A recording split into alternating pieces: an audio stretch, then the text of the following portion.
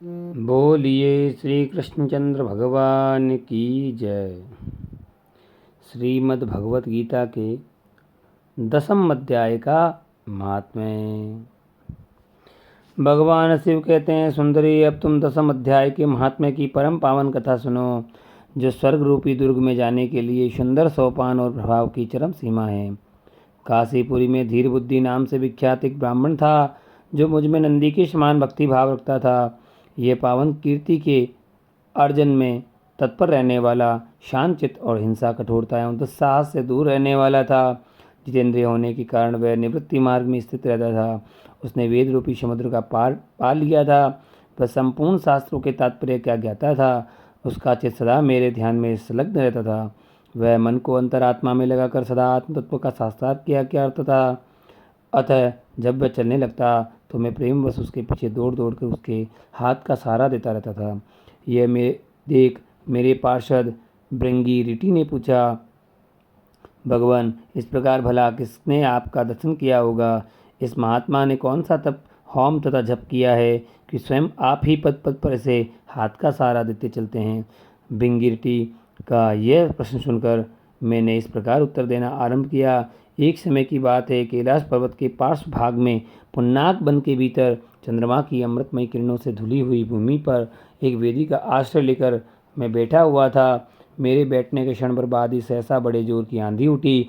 वहाँ के वृक्षों की शाखाएं नीचे ऊपर होकर आपस में टकराने लगी। कितने ही टहनियाँ टूट टूट कर बिखर गई। पर्वत की अविचल छाया भी हिलने लगी। इसके बाद वहाँ महान भयंकर शब्द हुआ, जिससे पर्वत की कंदराएं प्रतिध्वनित हो उठी। तदंतर आकाश में कोई विशाल पक्षी उतरा, जिसकी कांति काले मेघ के समान थी। वह कज्जल की राशि, अंधकार के समूह तथा पंख कटे हुए काले पर्वत सा जान पड़ता था। फिर उससे पृथ्वी का सहारा लिए कर उस पक्षी ने मुझे प्रणाम किया और एक सुंदर नवीन कमल मेरे चरणों में रखकर स्पष्ट वाणी में स्तुति करने आरंभ की। पक्षी बोला, देव आपकी जय हो। आप चिदानंद सुधा के सागर तथा जगत के पालक हैं। सदा सद्भावना से युक्त एवं अनासक्ति की लहरों से उल्लसित हैं।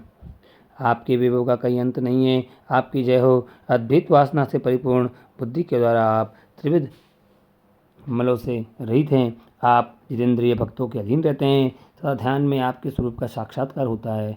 आप अविद्यामय उपाधि से रहित, नित्य मुक्त, निराकार, निरामय, असीम अहंकार शून्य, आवरण रहित और निर्गुण हैं। आपके चरण कमल शरणागत भक्तों की रक्षा करने में प्रवीण हैं। अपने भयंकर ललाट रूपी महासर्प की विषज्वाला से आपने कामधेव को भस्म किया है। आपकी जय हो।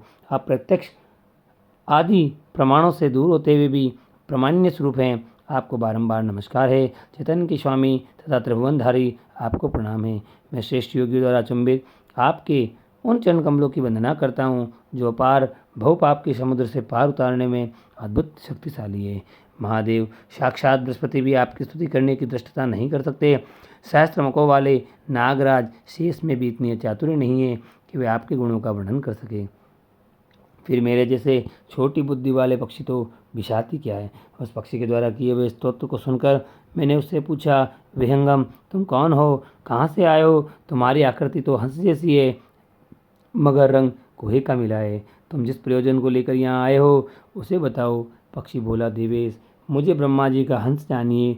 ध्रुजटे, जिस कर्म से मेरे शरीर में इस कालिमा आ गई है उसे सुनिए। प्रभु, यद्यपि आप सर्वज्ञ हैं, आपसे कोई बात छिपी हुई नहीं है, तथापि यदि आप पूछते हैं तो बतलाता हूँ।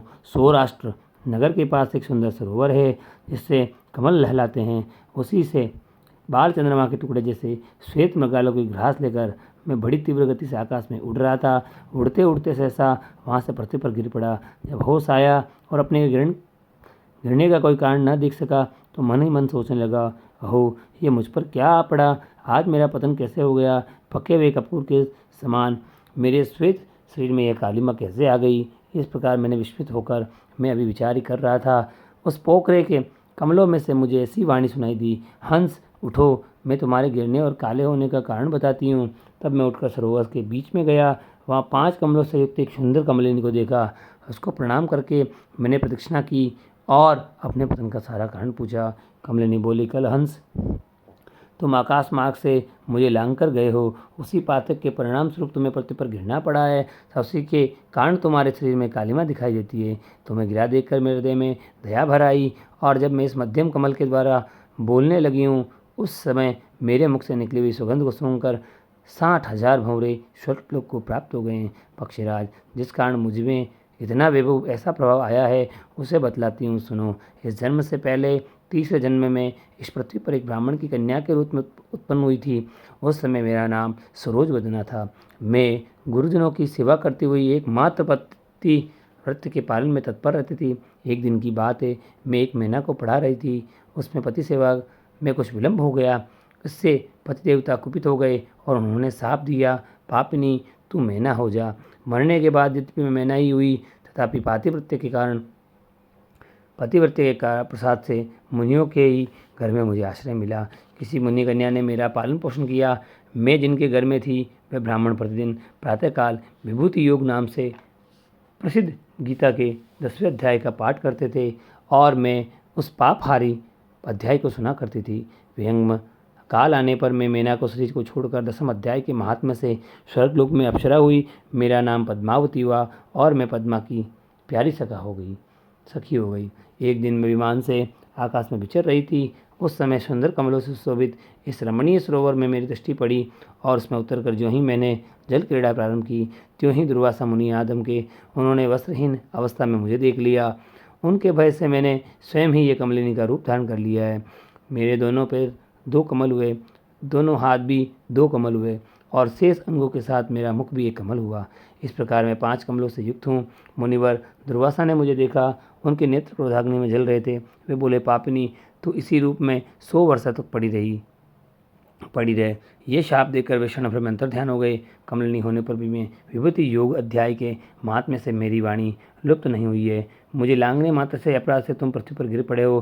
पक्षीराज, यहाँ खड़े हुए तुम्हारे सामने ही आज मेरे शाप की निवृत्ति हो रही है, क्योंकि आज 100 वर्ष पूरे हो गए हैं। मेरे द्वारा गाए जाते हुए इस उत्तम अध्याय को तुम भी सुन लो, उसके श्रवण मात्र से तुम भी आज ही मुक्त हो जाओगे। यूँ कहकर पद्मिनी ने स्पष्ट एवं सुंदर वाणी में 10वें अध्याय का पाठ किया, और वह मुक्त हो गई। उसे सुनने के बाद उसी के दिए उस उत्तम कमल को लाकर मैंने आपको अर्पण किया है। इतनी कथा सुनकर उस पक्षी ने अपना शरीर त्याग दिया। यह अद्भुत सी घटना हुई। वही पक्षी अब 10वें अध्याय के प्रभाव से ब्राह्मण कुल में उत्पन्न हुआ। जन्म से ही अभ्यास होने के कारण शैशव अवस्था से ही इसके मुख से सदा गीता के 10वें अध्याय का उच्चारण हुआ करता था। 10वें अध्याय के अर्थ चिंतन का यह परिणाम हुआ कि वह सब भूतों में स्थित शंख चक्रधारी भगवान विष्णु का सदा ही दर्शन करता रहता था। इसकी स्नेहपूर्ण दृष्टि जब कभी किसी देहधारी के शरीर पर पड़ जाती, तो वह चाहे शराबी और ब्रह्मत्यारा ही क्यों न हो, मुक्त हो जाता था। तथा पूर्व जन्म में अभ्यास किए हुए 10वें अध्याय के महात्म्य से इसको दुर्लभ तत्व ज्ञान प्राप्त है तथा इसके जीवन मुक्ति की पा ली है। अतः जब यह रास्ता चलने लगता है तो मैं इसे हाथ का सहारा दिए रहता हूँ। भृंगिरटे, ये सब 10वें अध्याय की महामहिमाएं। पार्वती, इस प्रकार मैंने भृंगिरटी के सामने जो पाप नाशक कथा कही थी, यहाँ तुमसे भी कही है। नर हो या नारी अथवा कोई भी क्यों न हो, इस 10वें अध्याय के स्मरण मात्र से उसे सब आश्रमों के पालन का फल प्राप्त हो जाता है। बोलिए श्री कृष्णचंद्र भगवान की जय।